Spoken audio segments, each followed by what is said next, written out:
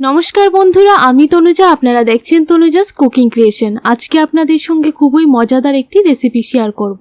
রাতের ডিনারে বা দুপুরের লাঞ্চে একবার অবশ্যই এই রেসিপিটি বানিয়ে দেখতে পারেন। খেতে তো ভীষণ ভালো লাগে। ঘরের মধ্যে চিকেন আনলে অল্প একটু চিকেন দিয়ে এই রেসিপিটি বানিয়ে নেওয়া যায়। বাচ্চা থেকে বড় সবাই খেয়ে খুবই তৃপ্তি পাবে। পুরো রেসিপিটি লাস্ট পর্যন্ত দেখুন, আশা করছি আপনাদের ভালো লাগবে। আর রেসিপিটি ভালো লাগলে প্লিজ চ্যানেলটিকে সাবস্ক্রাইব করে আমার পাশে থাকবেন। পরবর্তী রেসিপি দেখার জন্য নোটিফিকেশন বেল বাটনটিকে অন করে রাখবেন। তাহলে আমি যখনই নতুন নতুন রেসিপি আপলোড করব সবার প্রথমে আপনাদের কাছে নোটিফিকেশন চলে যাবে। দেখুন বন্ধুরা, এখানে একটা বাউল নিয়ে নিলাম আর এক বাটি দিয়ে দিচ্ছি বাসমতি চাল। আপনারা কতটুকু রাইসটা তৈরি করবেন সেই পরিমাণটা বুঝেই চালটা এখানে ব্যবহার করবেন। এবার ভালো করে চালটাকে ধুয়ে 10 মিনিটের জন্য রেস্টে রেখে দেব, তাহলে খুব ভালো করে চালটা ফুলে যাবে। এবার চুলায় একটা কড়াই বসিয়ে দিলাম, 3 টেবিল স্পুন দিয়ে দিলাম সরিষার তেল। এবার দিয়ে দিলাম 2টো এলাচ মাঝখান থেকে ফাটিয়ে, একটু লবঙ্গ আর একটু দারচিনি, আর একটা মিডিয়াম সাইজের পেঁয়াজ কুচি কুচি করে কেটে দিয়ে দিলাম। এবার কিছুক্ষণ সময় পেঁয়াজগুলিকে ভেজে নিতে হবে। দেখুন ভাজা হয়ে গেছে। এবার চিকেনের টুকরোগুলি দিয়ে দিচ্ছি।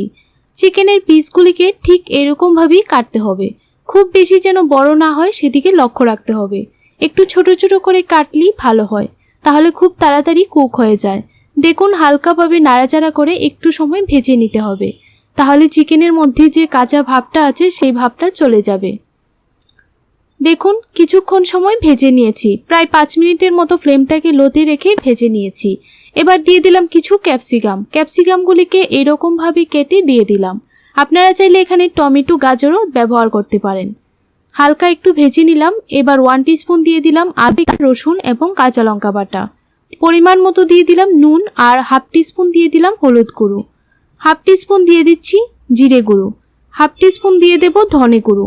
সবগুলি মশলা একসঙ্গে নাড়াচাড়া করে এবার ভেজে নেব। আর অল্প একটু দিয়ে দিলাম গরম মশলার গুঁড়ো।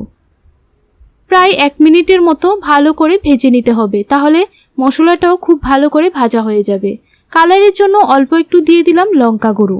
লঙ্কা গুঁড়োটা অপশনাল, আপনাদের পছন্দ না হলে স্কিপ করে নিতে পারেন। আবারও একটু সময় নাড়াচাড়া করে মিশিয়ে নিলাম। এবার ভিজিয়ে রাখা চালটা দিয়ে দিচ্ছি। দেখুন চালটা কিন্তু অনেকটাই ফুলে গেছে।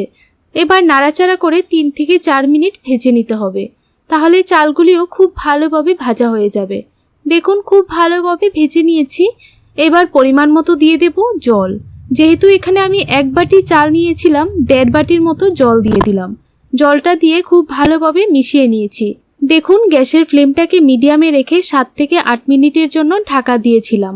চালটা কিন্তু সম্পূর্ণভাবে তৈরি হয়ে গেছে। এবার একটা প্লেটের মধ্যে সার্ভ করে নেব।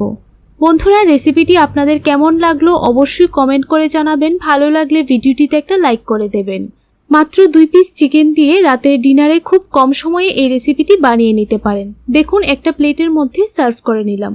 তাহলে বন্ধুরা আজকের জন্য এতটুকুই। দেখা হচ্ছে নতুন আরেকটি রেসিপি নিয়ে। আপনারা সবাই ভালো থাকবেন, সুস্থ থাকবেন।